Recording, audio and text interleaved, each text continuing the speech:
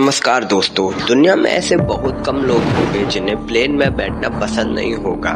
आप में से बहुत से लोग प्लेन में बैठे भी होंगे और बहुत से प्लेन में बैठना भी चाहते होंगे। प्लेन से जुड़ी कई शानदार कहानियां आपने सुनी भी होंगी, लेकिन आज की कहानी वास्तव में आश्चर्य और चमत्कार से भरी पड़ी है। जब कुदरत अपना रूप दिखाती है तो रूह कांप जाती है, और ऐसा ही कुछ हुआ था फ्लाइट 571 के साथ। ये प्लेन एक बर्फीली पहाड़ी पर क्रैश हुआ, जमीन से हजारों फीट ऊपर, और इस क्रूज में जो पैसेंजर बचे रह गए उनके पास खुद को बचाने के लिए सिर्फ एक ही चारा था, अपने फैमिली मेंबर और यार दोस्तों का मांस खाकर रहना।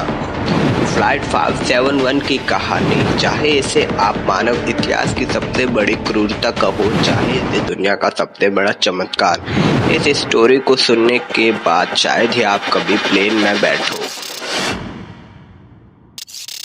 An old transport plane crashed in the Andes Mountains. 45 persons were aboard, given up for dead. Survival fascinates people. All of the passengers were given up for dead. It became known as the miracle of the Andes. नमस्कार दोस्तों, मैं कृष्णा गोला लेकर आया हूँ आपके पास एक रोमांचक कहानी। यह कहानी शुरू होती है 12 अक्टूबर 1972 को। ट्विटन इंजन वाला फेयरचार्टल टर्बाइन 5 चालक दल के सदस्य और 40 यात्रियों को लेकर कैरास को अंतर्राष्ट्रीय हवाई अड्डे से रवाना हुआ। क्लब के सदस्यों के अलावा मित्र, परिजन और अन्य लोग भी विमान में शामिल थे। उस दिन 12 अक्टूबर को पहाड़ों पर तूफान आया था, जिसके कारण विमान उड़ान नहीं भर सका। पहाड़ों में खराब मौसम के कारण अगले दिन फिर से उड़ान भरने की कोशिश करने का फैसला किया। विमान रात के लिए अर्जेंटीना में मेंडोजा में उतरा। अगले दिन 13 अक्टूबर को दोपहर 2:18 दोबारा उड़ान भरी।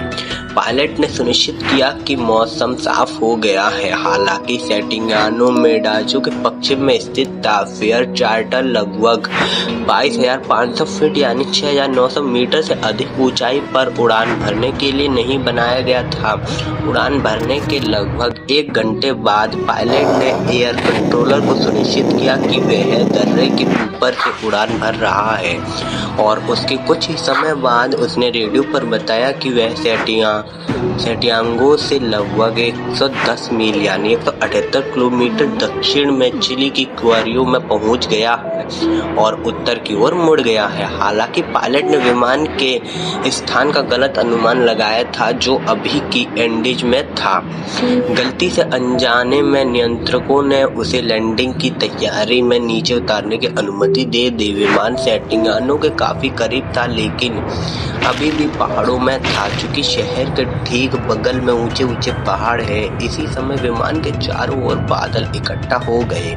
बादलों के अलावा कुछ भी नजर नहीं आ रहा था। अचानक विमान में अलार्म बज गई और चेतावनी लाइटें चमकने लगी। जैसे ही विमान बादलों से बाहर निकला, पायलट को एहसास हुआ कि वे एक विशाल चट्टान की ओर बढ़ रहे हैं। तुरंत घबराकर वे विमान को ऊपर उठाने की कोशिश करते हैं, लेकिन दुर्भाग्य से बहुत देर हो चुकी थी। ऊपर जाते वक्त विमान का पिछला हिस्सा पहाड़ से टकरा गया। इसमें 3 यात्री उड़कर गायब हो गए। विमान की गति और उसके बचे हुए इंजन ने उसे आगे और ऊपर की ओर तब तक ले जाया जब तक कि 4,400 मीटर यानी 1440 फीट पर एक चट्टान ने बाएं पंखे को फाड़ नहीं लिया। विमान कुछ सेकंड तक ऊपर की ओर उड़ता रहा, लेकिन फिर अचानक नीचे गिरने लगा। वही बाकी का हिस्सा पहाड़ से नीचे जाकर गिरा। जहाज का मलबा समुद्र तल से 3,500 मीटर की ऊंचाई पर जाकर अटक गया। वहां बचे हुए लोगों ने बेहद ठंड का सामना किया। इस भयानक हादसे में हैरानी की बात यह है कि जहाज पर सवार 45 लोगों में से 33 अभी भी जीवित थे। इस दुर्घटना में जैसे तैसे बच तो गए, लेकिन एंडीज की हाड़ कपा देने वाली बर्फ के बीच जिंदगी उनके लिए मौत से पत्थर साबित हो रही थी, और जीवित रहने की यह दर्दनाक कहानी अभी शुरू हुई थी। दोस्तों, इस जीवित बचे लोगों का आगे क्या हुआ, इसकी कल्पना ना तो वो लोग उस समय कर सकते थे, ना ही आप अब कर सकते हैं। यह दिल दहला देने वाली कहानी है उरुग्वे वायुसेना की उड़ान 571 की। आइए आज के वीडियो में इसके बारे में जानते हैं। 5 persons were aboard, given up for dead. Survival fascinates people. All of the passengers were given up for dead. It became known as the miracle of the Andes.